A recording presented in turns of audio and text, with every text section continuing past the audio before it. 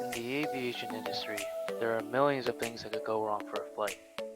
With all the people involved, the operation of enormous yet delicate machines, and the many unknowns of weather and physics, it's hard to keep track of everything that could endanger a flight. That's why one of the industry's primary interests is to learn all they can from accidents in order to prevent a similar one from happening in the future. In the aftermath of an accident, finding its cause is an investigator's first goal. Finding a potential cause at first glance may not be too difficult. It could be that a pilot made a fatal error or air traffic control gave the wrong instructions. But true professionals know that modern aviation accidents are not typically caused by simple explanations like these. That's because a cause could be from years before a crash even happened, or maybe it was a combination of causes that ultimately resulted in the accident. More often than not, it's both of these possibilities that play out before an aviation accident. What you see on the surface is the active cause. These could be things like pilot error or unexpected weather. They are obvious and oversimplified answers as to why a plane crashed. Ultimately, they are the reason for the accident. But what if we look deeper? Maybe the pilot was being overworked and underpaid, resulting in fatigue, or he didn't receive the proper training in poor weather conditions.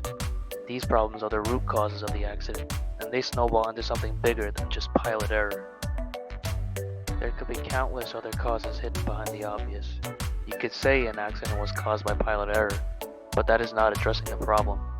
In order to prevent an accident like this from happening again, the issues leading up to the accident must be corrected.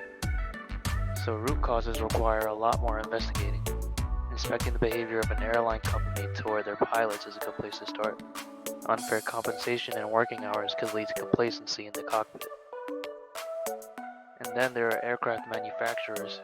Maybe their cockpit systems did not provide adequate warning prior to a stall, or they did not give proper instructions to pilots on how to operate certain systems.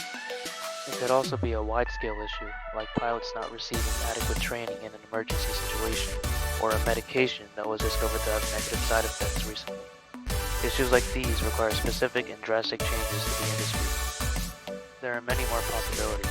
This is the type of causation that investigators look for in an accident. They could be corrected in order to prevent what would eventually become an active cause.